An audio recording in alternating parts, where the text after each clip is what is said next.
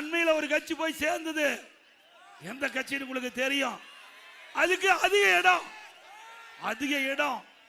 அந்த கட்சி உண்மையிலேயே அந்த கட்சி ஒரு உண்மையான செய்தி சொல்லிட்டு போயிட்டாங்க.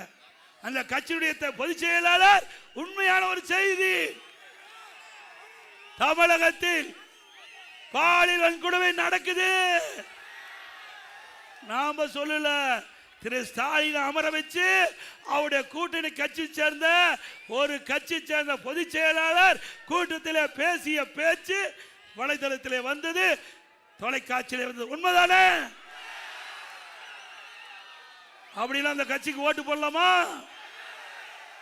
கூட்டணி கட்சி தலைவரே சொல்லிட்டாங்க. நாம எதிர்கட்சி, நாம சொன்னா தவறுன்னு சொல்லுவாங்க.